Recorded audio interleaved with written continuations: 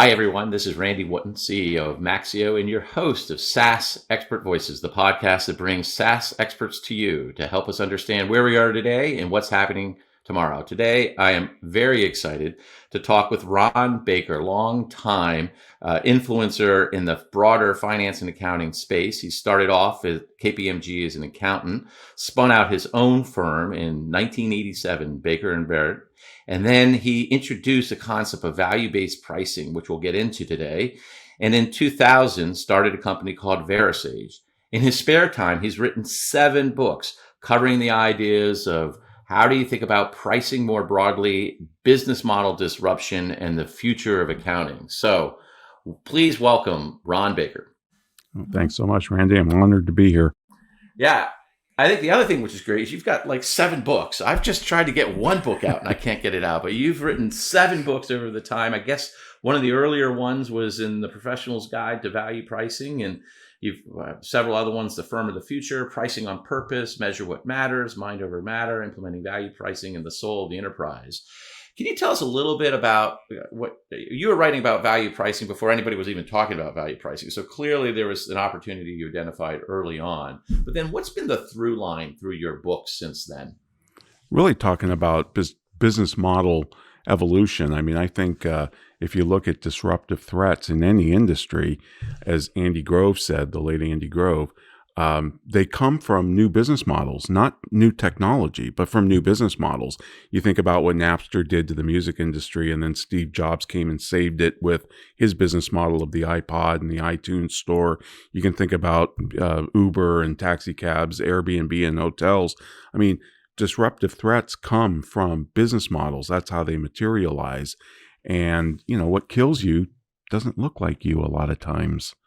So it's really hard to sometimes identify these threats for an industry because they usually come from the outside. So I was trying to propose a new business model in all of these books, and just say, look, the hourly billing method is completely dead. It's it was practically 100 years old at the time, and it was time to move on. I mean, the world's moved on. And of course, now with AI, I think it's even gotten, more important to move off of, billing based on time for professionals. Got it. So that was at the very beginning when you were talking about value pricing, moving from the hourly based model for accountants, CPAs, and how they charge for their services. What was the first evolution that you saw as the value pricing? Because we will get to the point of now you're sponsoring, proposing, supporting subscription billing models for firms. And that's probably an evolution. But that first evolution, what was the disruptive idea that you saw out there and that you started talking about? Well, it was getting rid of charging based on time. And then even more dire for a lot of firms was telling them they needed to get rid of their timesheet. They needed to stop tracking people in 6-minute increments like they were prisoners. I mean, I think the only place time spent should matter is in prison. What matters is duration to the customer. Right. Look at somebody like FedEx. What do they measure? They measure whether or not they drop it on your doorstep at 8:00 in the morning. They don't measure how long it sat on the truck and the airplane and then the sorting center. They care about results. They care about on-time delivery, and we just don't measure that as a profession. And I thought the culprit was the timesheet. I still do. I still think the timesheet is one of the biggest reasons why talent is being driven from the accounting profession. Nobody wants to track their time in 6-minute units. It's crazy, it's stupid, and it's a superfluous data point. That's really interesting. So this idea around outputs. And so the firms that are doing it well, what are they doing differently? I mean, I got it. They got rid of the timesheet, but how do they, because it is a DNA thing. You've grown up as an accountant, and I guess even as an accountant, you're dotting I's, crossing T's, you're working in Excel, super easy to transfer that to timesheet. It's very accountable. You can control it. It's very atomic. But as you make this leap to this value-based pricing, this value-based delivery of services, what are some of the people that are doing it really well, what are they doing differently and how they think about approaching their clients, the structure of the service agreements, et cetera? For value pricing, it was just a different mindset. It's more of an entrepreneurial mindset than a production mindset. It's more of being a true professional. Definition of a professional, somebody who's accountable for creating a result, not performing a series of tasks. If I want a series of tasks, I'll hire a day labor, walk my dog, mow my lawn, clean my gutters. But if I hire a professional, I'm looking for some type of outcome, perfect eyesight from an eye doctor, that type of thing. And the problem with the timesheet and the billable hour, the mindset that it creates is that's what we sell. If you make people track 6 minutes of every day, they think that's their inventory. That's not their inventory. Knowledge and expertise and wisdom is their inventory. That's really what they're selling, and that can't be denominated in time. It's like plunging a ruler into an oven to determine its temperature. It's the wrong measuring stick. And so the firms that get it right have made pricing a core competency. I mean, Randy, there's been a pricing revolution going on in corporate America, in fact, around the world, since about the mid-'80s. Organizations like the Professional Pricing Society and others. Today, I can get an MBA in pricing. I can get a master's. I can get a PhD in pricing because of behavioral economics and price theory in economics. They've kind of blended, and we know a lot more about pricing than we did even 30, 35 years ago. It's been elevated into the C-suite in corporate America. Usually you'll see pricing teams in corporate America. These people are not finance people. They're not cost accountants. They're professional pricers. And give you one example. UPS, I think, has about 225 of them. And that's all they do is price. Yeah, in fact, just two examples of that. One, I was at Salesforce and we were trying to transform the way that we package services. So you buy your software and you get your service. The old legacy on-prem model was you paid 15% for maintenance and support.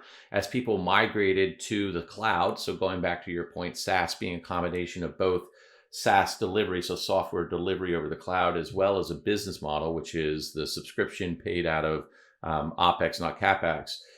It carried a lot of the legacy on-prem models with it. One of them was pricing.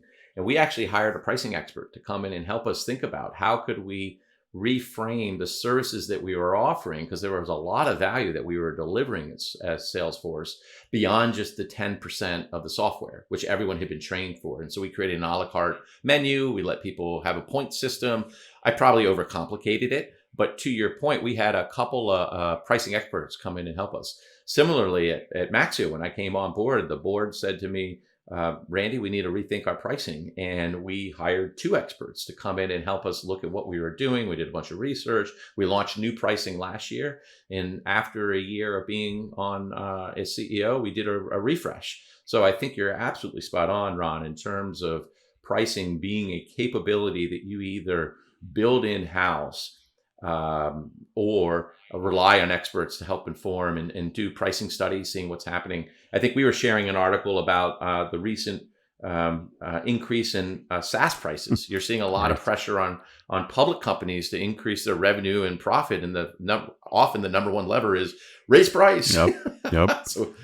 So absolutely. That would be another theme of the books, but just my advice generally to firms and even CFOs in industry is we got to move off this cost plus pricing model.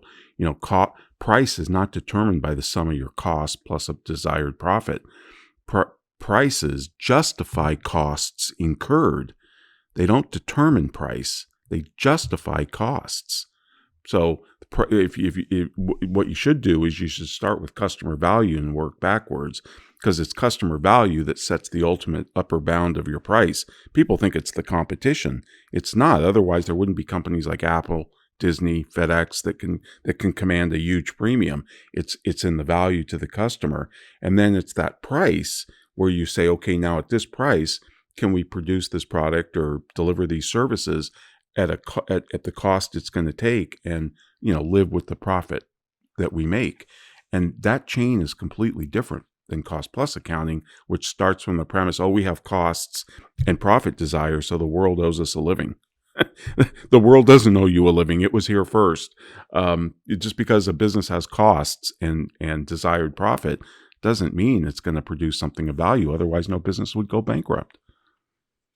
Yeah, and I think very similar as we're thinking about software and positioning, what is the price you pay?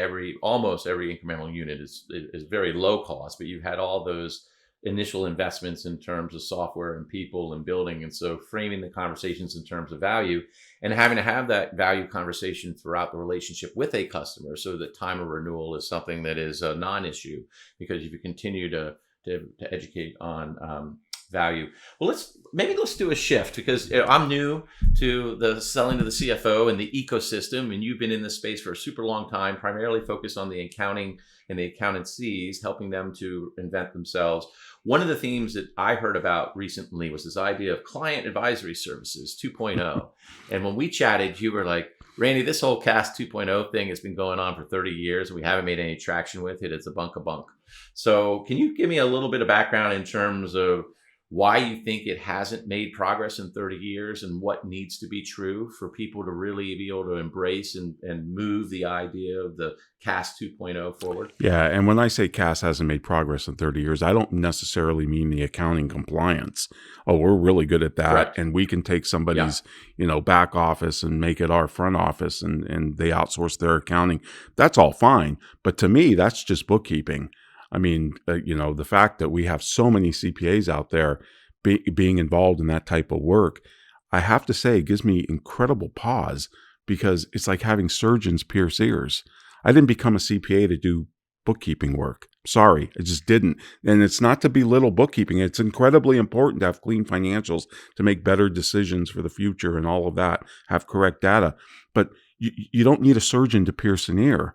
This is why doctors have physician assistants and RNs that can, and this is why our profession has bookkeepers that can do a lot of this work, or accounting people.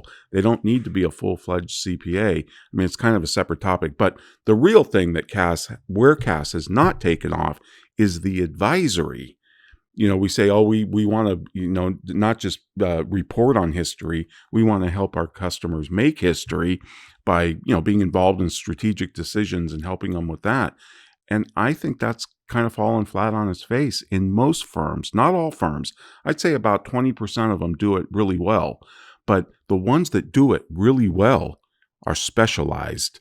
They're the ones that know everything about, say, microbreweries, because that's all they do. If I see a firm that says, we can do, you go on any firm's website and look at the industries they serve, and you'll see 40, 50, 60 things that, construction, real estate, medical, and it's like, wait a minute, how can they be experts in all these areas? They're a 50-person firm. It's just impossible. Right. I think if CPAs if CPAs were veterinarians, their signs would say, veterinarian and taxidermist. That way they could say, either way, you get your cat back. I mean, they just try and be all things to all people.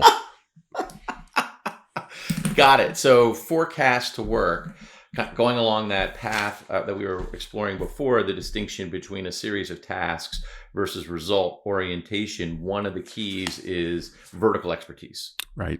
So understanding the nuances. I used to talk about that with selling, like you could sell into travel, but selling travel is super different when you're selling to hotels versus airplanes versus car rentals, butts and seats versus heads and beds, and the language you used, the way how they thought about getting people, the acquisition costs are all very unique to the sub-verticals. And so what you're suggesting is that the 20% of accounting firms that are doing well by being advisors is they have context, industry context.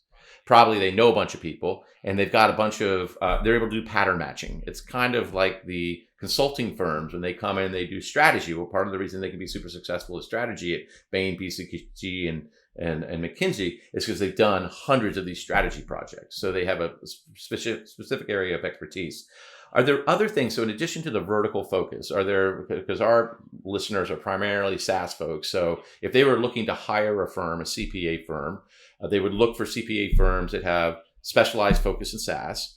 What are the other characteristics of the 20%, the winners that have evolved their model to this CAS 2.0, and they really are advising? Because there's a series of early stage companies that don't have CFOs or fractional CFOs until they're about 30 or 40 people. So they're really relying on the CPAs to be their partners and not just do the bookkeeping and making sure people are getting paid, but help them think about their business, maybe even raise money. So again, for our early stage type CEOs, early stage CFOs, the partners they're looking for, what are the other characteristics that you've seen of the successful firms? That's a great question. Again, I'd look for that deep expertise, because let's face it, if we were diagnosed with a particular type of cancer, we would travel to Rochester, Minnesota to consult an oncologist at the Mayo Clinic in our particular type of diagnosis, but I'm not going to do that for a general physician.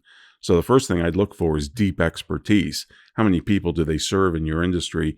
And I would never go near a firm. I won't go near a plumber who tries to charge me by the hour, because that tells me they're not sophisticated business people. If a CPA firm in this day and age is still charging by the hour, they're dinosaurs, and we just haven't held the funeral yet. I mean, that is something, I think would be a major leading indicator of their business. How can they tell you how to run your business if they can't run their own, type of thing? So I'd look for a firm that gave you pricing options, or maybe offered subscription, and also gave you a fixed price, so you'd have certainty in your accounting cost. And so specifically, that's like for an audit, you say, hey, here's the size for everything. We are. This is how much complex. For everything. Okay, so everything for each of those. But let's move into this idea of subscription, because even I'm in subscription, right? All I do is help companies do subscription. Until I talked to you, I had not heard of firms offering successfully subscription business model. What does that look like? Like a retainer fee, it's $5,000 to $10,000 a month, and for that you get these set of services. I mean, obviously the challenge for the firm is that a client starts sucking up too much time that they're not able to deliver it. So how does a subscription business model work where it's good for the client and good for the firm? Yeah, and my model for this, Randy, is the concierge doctors and the direct primary care doctors. Concierge doctors usually target the 10% of the top wealth earners or income earners in the country, because their prices are like $40,000 per family per year. But they're your concierge doctor. They take care of everything that you need medically that they can do. Now, a general physician can't do oncology. They can't do cardiac surgery. They can't, you're going to be taken to a specialist, but they're going to quarterback that relationship. Well, since concierge doctors hit the scene in 1996, their baby cousins have kind of been rising up, and they're known as direct primary care physicians, so DPC docs, and they charge anywhere from $100 to $300 a month. So this is like having a range of restaurants at various value and price points, right? Or hotel brands, that type of thing. You have the Ritz-Carlton, and then you've got the Hilton Garden Inn, right? And the DPCs are kind of in that middle space and at the bottom of the space. But the thing is, again, whatever you need that they can do, there's the constraint, is you're covered. So if you get audited, if we defend audits in the firm and we do your taxes, you're covered. So you're giving the customer simplicity, you're giving them convenience, you're giving them peace of mind, you're giving them insurance that they're going to be taken care of no matter what, and you're there for them. And because the model requires less customers, you always have capacity to deal with last minute issues, because you're not running around with your hair on fire trying to serve 22,000 customers. We CPAs just can't have an impact on people if we have too many customers. If we reduce our customers, then we can have a bigger impact on their life, and therefore create more value, and therefore charge 2 times, 3 times, 4 times more than we're charging now, because customers will pay to avoid they'll pay to save time. Basically, we'll pay a fortune to save time. Think of what we pay in convenience to save time. You might subscribe to your vacuum cleaner. You might, pay for Clear at the airport. We'll pay a fortune to save time, and the profession is not tapping into that. Well, let me ask you this, because one of the things that we wrestled with at Salesforce when we were trying to create monetized services was you gave people credits, right? Tokens. They could use them for different types of services, and they would expire over a period of time. And you were trying to do that to manage the amount of commitment you have in the marketplace. And what you end up with is, well, at the end of every quarter, people are like, oh gosh, I need a Salesforce audit. And now you're working 140% because everyone wants to redeem their tokens. I would imagine with a advisory services doing a subscription model, there are crunch times throughout the year where you got to get your audits done. You got to get your end of year reports done. You got to get your quarterly reports done. So part of the challenge is planning for the peaks of demand.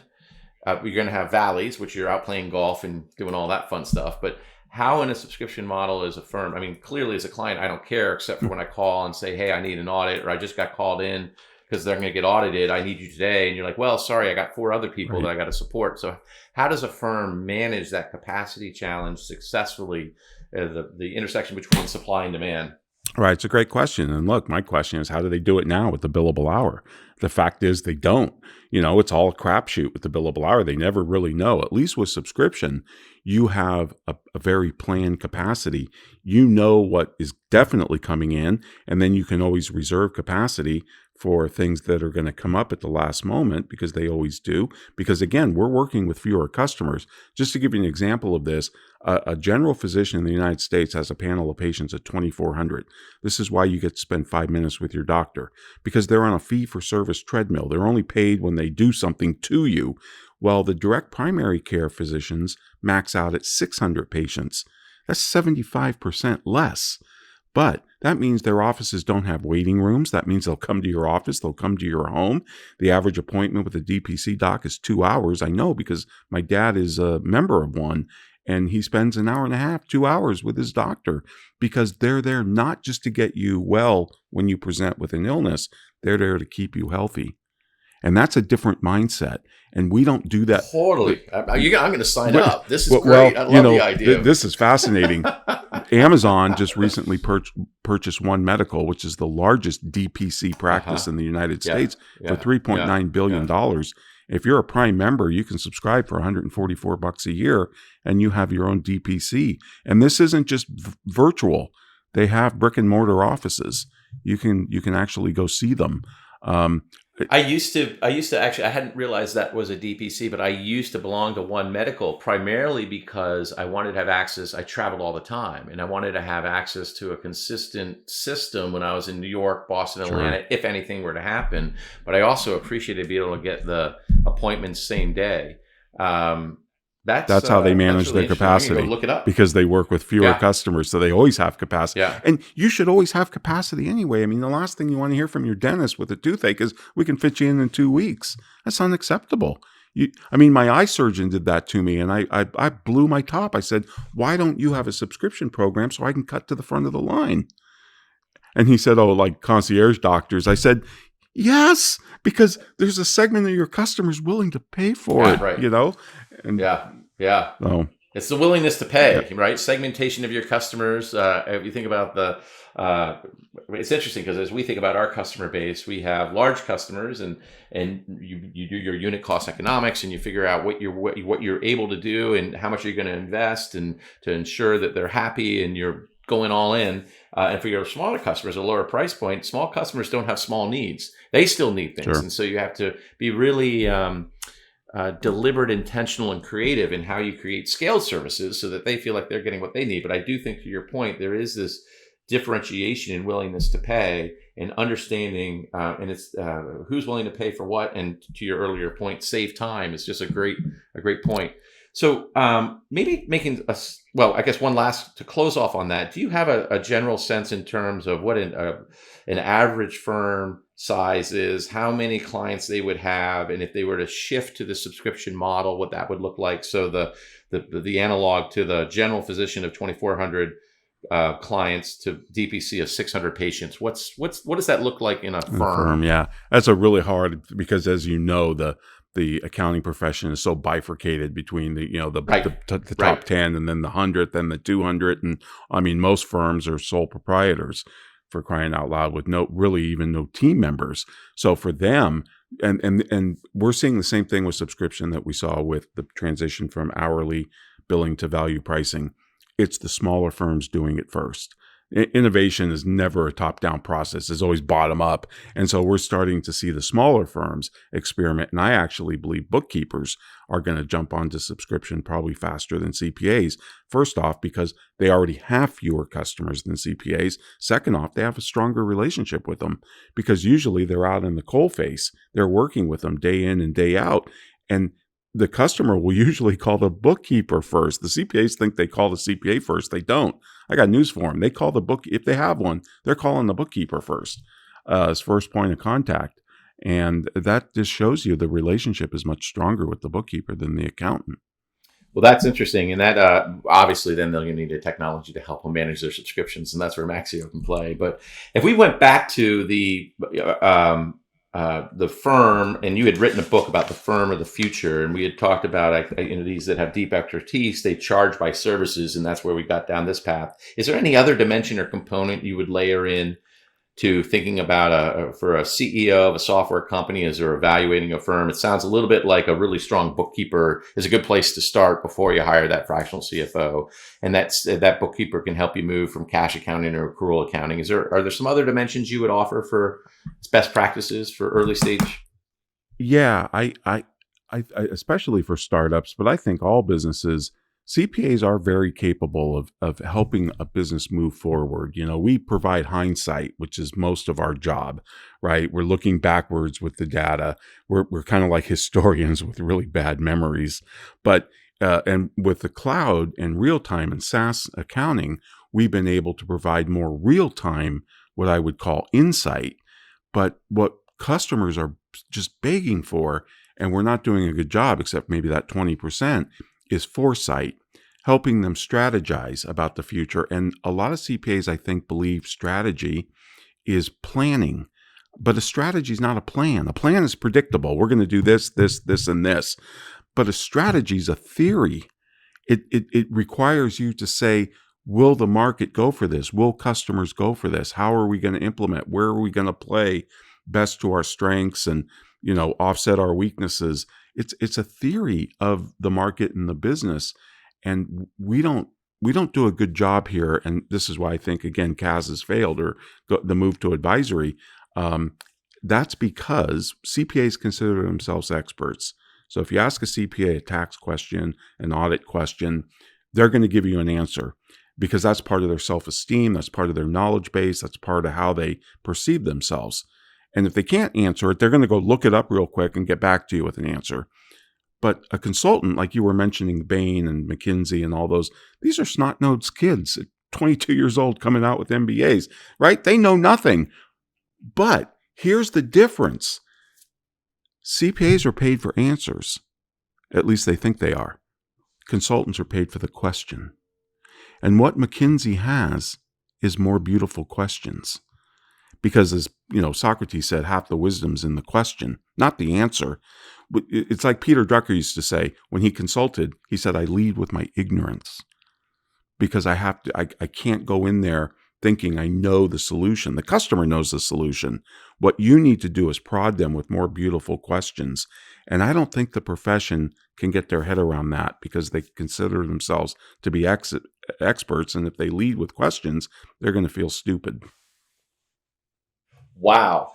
That is a really interesting distinction. Do you think part of it is the type of person that is attracted to the accounting profession are those who like certainty? And so being able to dot I's and cross T's and balance. And balance. I mean, debits equal credits, right? But in the real world, Randy, debits don't equal credits. The world's a mess. It's complex. It's a complex, adaptive system. And debits and credits just have no room. But we accountants, we just love to balance. This is why I think our profession sometimes would rather be precisely wrong rather than approximately right. And I rather be approximately right. And so for that early stage startup who's evaluating a CPA partner, is there a question that you would have them ask to ascertain their strategic chops? Is there a service that you've seen some of these top 20% accounting advisory firms offer that would indicate that they're more able to embrace the questions in the strategy process? Yeah, those are really good. That's a really good question. I would talk to the firm. A lot of firms will lead with their problem solvers. We're going to come in, we're going to solve your biggest problems. We're going to pick the low-hanging fruit. Okay, great. CPAs, like lawyers, we're great problem solvers. You have the IRS on your back. We can get a stay. We can get your bank account restored. All of those things. Great. We're great problem solvers. But as a CEO of a company, if all you do for me is solve my problems, you've just reverted me back to the status quo. You haven't advanced me. I would ask them, how do you advance your customers? Don't bore me with how you solve problems, because I expect you to be able to do that. That's a table stake. That's like a hotel having clean sheets and towels, right? I expect that. And they're not going to get any points if they have it. They're going to get a lot of demerits if they don't have it. But what I want to know is, are you able to guide me from where we are to where I want to be, some desired future state? Help me grow the business. Help me, get new funding or whatever it might be, an SBA loan, whatever it is. Are they able to guide me through those transformations and keep me from, stepping on landmines? Those are the types of questions I would ask, because way too many accountants focus on problem solving.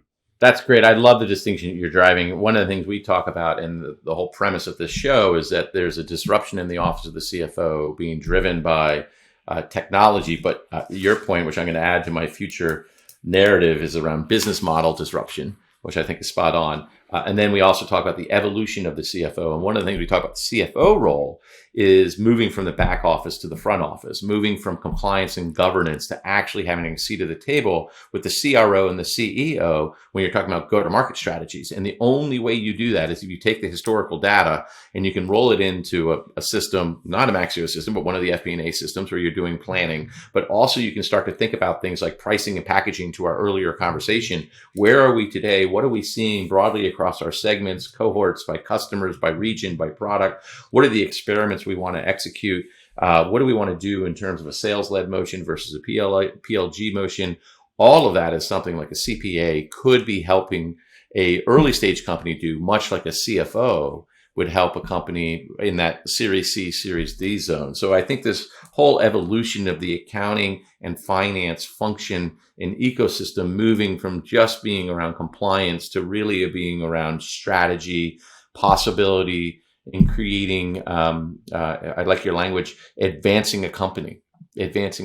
How do you help the company take advantage of the opportunities, the greenfield opportunities out there? I know as CEO's third time CEO gig, one of the things I'm always worried about is I'm missing an opportunity, and thinking about the allocation of capital. Are we putting the right allocation in terms of Horizon 1 bets to deliver what we need to for our current customers, Horizon 2, and do we have enough capacity on Horizon 3 bets, which is going to be where the company is going to go in the next 3 to 5 years that we don't even know about right now? And so I think, to your point, for when you're evaluating a CPA firm, is can they be a partner, a strategic partner, as you go through these next stages? And they had to have done it before. They got to be able to show that they've done it for some other folks and help them navigate the process for getting funded, maybe even helping with the pitch decks, how to tell the story with the numbers, right? Helping that early stage founder, CEO, get funded and stay funded.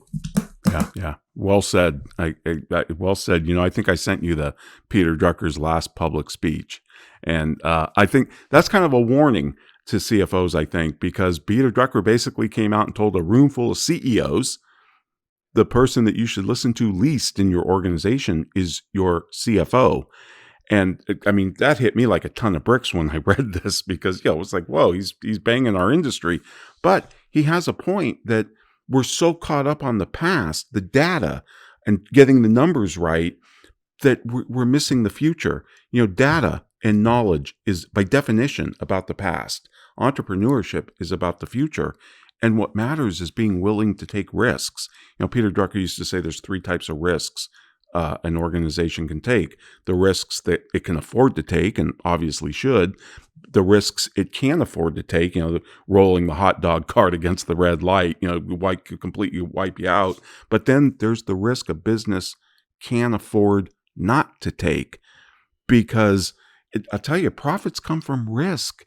And I've asked roomfuls of CFOs, Randy, you wouldn't believe it, top 50 CFOs, top 100 CFOs, where do profits come from? You could hear a pin drop.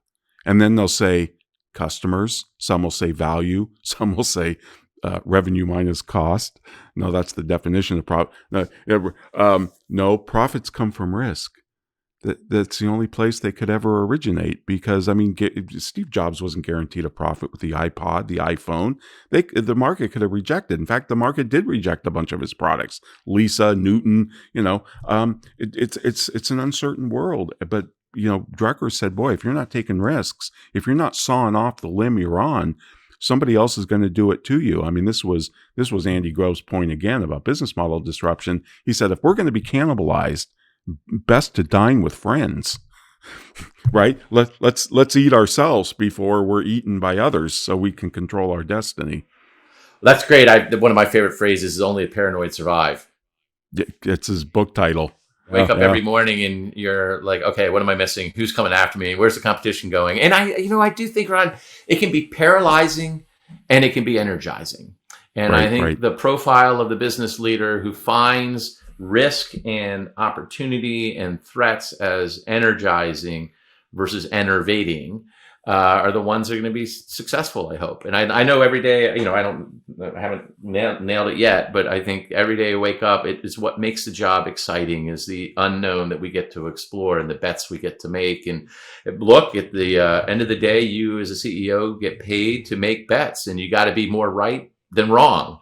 But you also have to be able to step up. That other great book, The Hard Thing About Hard Things, right? Yes. Is you've got to make the decision. You can take all the input from the board and your executives and the front lines and analysts, but you go in, all in on black.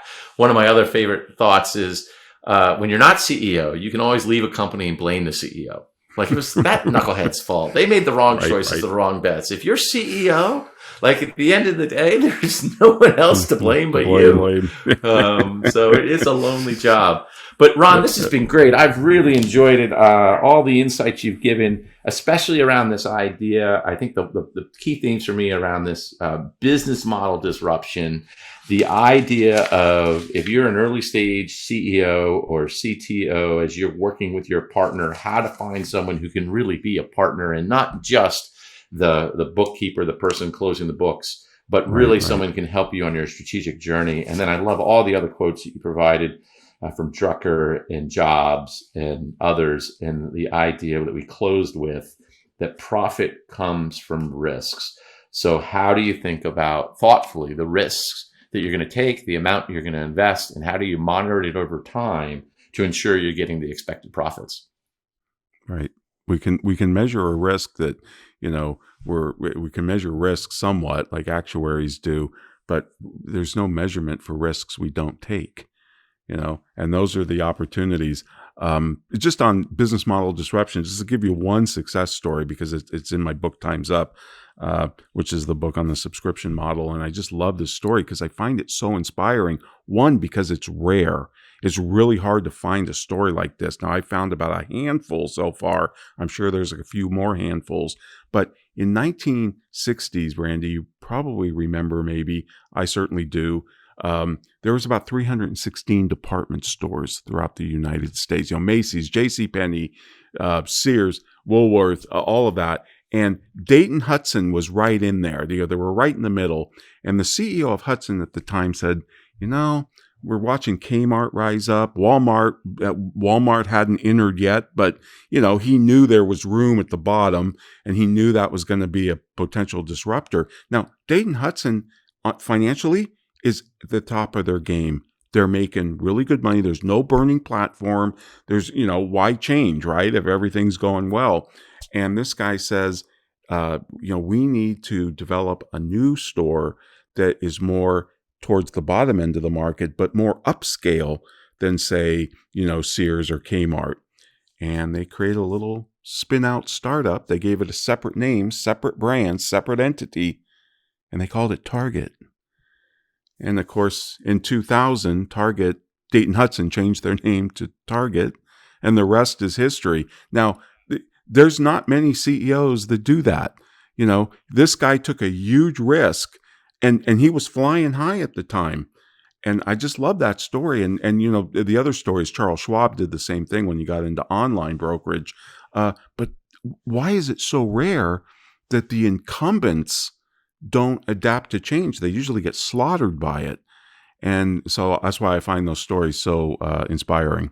Well, that's great. So Time's Up. So I haven't read that one. I'm going to put that on my list. But Ron, if people want to learn more, clearly they can find you on LinkedIn. And you also have a podcast, a long running podcast. You want to say a little bit about that and what the topic is there and the guests that you have? I do a live show with my colleague Ed Kless, who works at Sage Software, and we've been doing the soulofinterprise.com for coming up on 10 years in July. So we're coming up on our 500th episode, which is kind of exciting. We've interviewed many business authors, Gary Hamel and Roy Sutherland. We've interviewed many economists, and we've talked about the subscription model and after action reviews and just all the things that we tend to talk about, what we affectionately call the effing debate, efficiency versus effectiveness, and that show is available on all podcast players. It drops Friday after it goes live. After we record it live, then it drops to all podcast players. People can find that, and they can check out the show notes at thesoulofinterprise.com. Like you said, I'm on LinkedIn. I'm one of the influencers, so you can follow me there. I have 100 or so articles up there. And also I'm on X, which is at Ronald Baker. And people can email me too. I'm happy to have a conversation at ron@VeraSage.com, which is VeraSage.com. Well, thank you very much, Ron, and I really do appreciate your generosity. And one day I aspire to have a live show that we drop every week on Friday. But right now we're pre-recording it and getting it out every other week. But it's been a lot of fun getting a chance to meet people like you. And I'm going to buy that book Time's Up and read it and maybe follow up with another conversation. But thank you for your time. Really do appreciate it. Thank you, Randy. I'd love to come back.